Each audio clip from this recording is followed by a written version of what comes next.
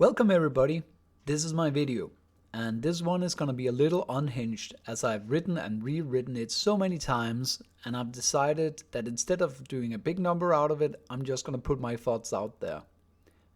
With the progressively mainstreaming of Warhammer, which I have many mad ramblings about, and you're probably gonna hear them, Games Workshop have recently teased about shining a potential spotlight on the Iron Warriors, and to that I had something that I would like to say.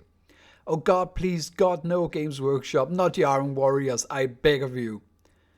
These special boys, and I do underline special, are in a grand scale conflict some of the worst opponents on the side of Chaos that you could possibly ask for to face against. Maybe except for the Death Guard, but that really only comes down to what flavor of death that you're currently preferring.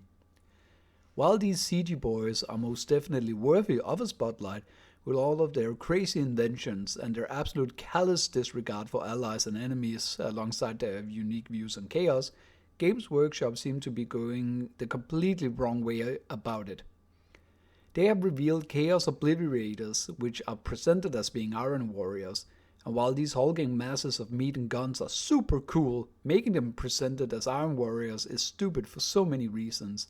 One of them is that the only way that Iron Warriors has anything to do with chaos is using it as a mechanic of the universe and for warfare. They use chaos the same way that an artillerist uses math and physics to kill their enemies, or a gunsmith uses chemistry and metallurgy. Iron Warriors don't use chaos sorcerers, but instead they have something called warp smiths, which are using demons as fuel sources for reality-defying machinery. They don't worship anything but the cold effort of war and the testing of metal, and if they get some sort of chaos blessing from the dark gods like horns or teeth or anything, they literally chop it off and replace it with iron and cybernetics. Their way of war are mathematics, calculations, hacking, artillery, tanks, barbed wire, and a battle line that keeps moving forward. I mean, this was the Legion that got the shittiest assignments during the Great Crusade for a reason. And from a lore perspective, Games Workshop should be careful about doing anything with the Iron Warriors, since they are in fact still backed by their Primarch, Mr. Perturabo. Listen, I have grown to really like Roboute Guilliman a lot. Roboute is the master of logistics, supply lines, and building of empires, but Mr. Excel Sheet should shit his pants at the prospect of Perturabo returning. The guy literally carried the Horus Heresy and will once again be the greatest threat to the Imperium when everybody under his control is not a coked up, coughing, screaming idiot and demons. Perturabo was and is still the single most competent Primarch when it comes to warfare, only rivaled by the Lion or Rogel Dawn, and was considered so intelligent that he was unable to feel the joy of discovery because he understood things so quickly.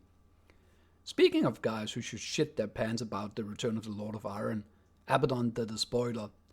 He should under no circumstances see the return of Perturabo as a boon or blessing. If Abaddon would invite Perturabo to join his crusade, he might think that he would get the best general, but in actuality he would get the guy who could do the job better than him and would absolutely kill him for it.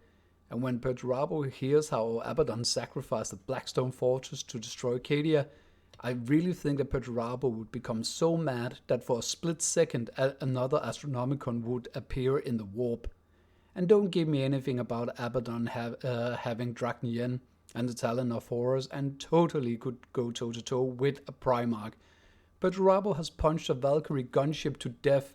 He rips power armor with his bare fingers and has gone and beaten Demon Angron in CQC while talking smack the entire time. There is not a single scenario where Abaddon is not getting thrown around like a baby in a dryer.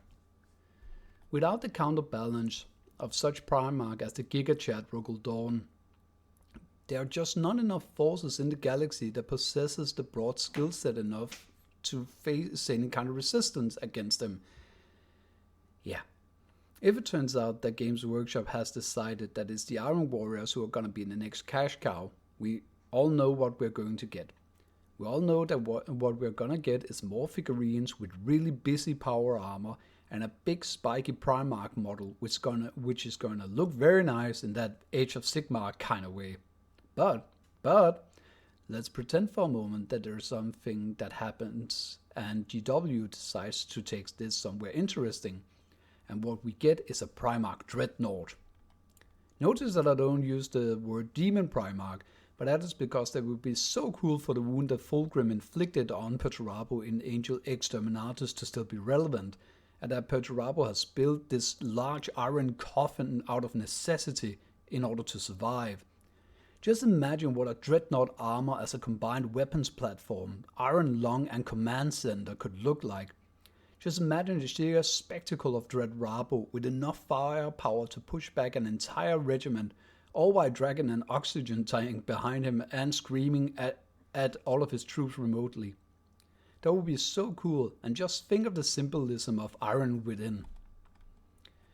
I'm gonna make some more videos where I'm gonna go into detail with different aspects of the Iron Warriors and 40k, as I'm seeing that Games Workshop are simplifying and ironing out the edges of my beloved universe, and it would be such a shame, for it is the sheer audacity, edginess, and the wonderful cringe of this universe that makes it so cool. Let me know what you think of the video and maybe give it a like. Am I overreacting here, or are you seeing the same things as I am? And if you want to see more, maybe consider subscribing. Bye bye!